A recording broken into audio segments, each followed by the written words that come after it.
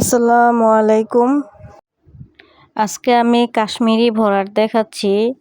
এই ভরাটটা খুব সহজ, শাটিন সেলাইয়ের মতো। শাটিন সেলাই মূলত এক পাশ থেকে আরেক পাশে নেওয়া হয়, আর এটাকে অনেকে পাঞ্জাবি ভরাটও বলে।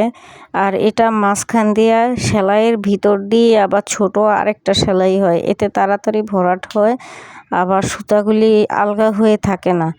যদি বড় ধরনের কোনো ভরাট হয় তাহলে দেখা যাচ্ছে শুধু শাটিন ভরাট দিলে সুতাগুলো আলগা হয়ে থাকে। আর এভাবে ভরাটটা দিলে এই যে দেখাচ্ছি আমি, সুতাটা আলগা হয়ে থাকবে না, সুন্দর হবে, আর ভরাটটাও খুব দ্রুত হবে। এটাকে কাশ্মীরি ভরাট বলা হয়। শাটিন ভরাটের একটা প্যাটার্ন, তবে এটা এই যে ভিতর থেকে এনে তারপরে এভাবে বাহির থেকে দিতে হয়। বাহির থেকে এনে ভিতর দিয়ে দিলে কিন্তু এটা আলগা হয়ে যাবে, সুন্দর ফিনিশিং আসবে না। আর ফোরটা যথাসম্ভব একটু বড় উঠানোর চেষ্টা করতে হবে, ছোট ফোর দিলে ফিনিশিংটা সুন্দর আসবে না।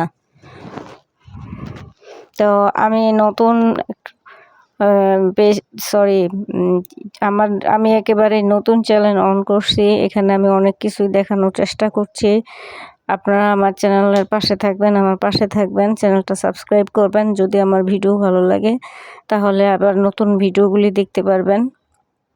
এই যে এখানে স্পষ্ট দেখা যাচ্ছে, এই যে এভাবে এনে তারপরে আমরা কাজটা করতে পারি। চাদরের ভরাট ফুলগুলিতে এটা করা যায়। বিছানার চাদরের ভরাট ফুলে এটা দিয়ে তাড়াতাড়ি আমরা কাজ করতে পারি। এরপরে জামার ভরাট কাজে করা যায়।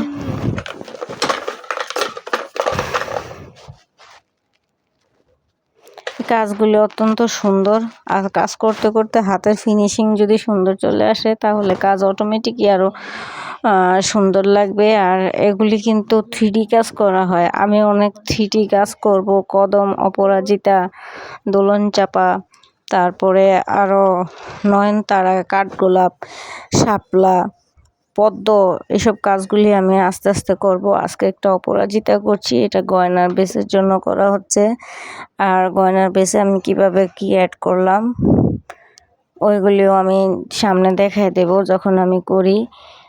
হাতের, গলার, কানের সব কিছুই দেখিয়ে দেব পর্যায়ক্রমে। তো এটা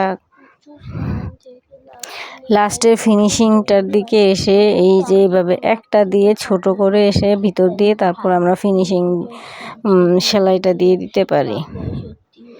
আর লম্বা ডালা পাল্লা সেলাইগুলো এটা আমরা ব্যাক স্টিচ করেছি।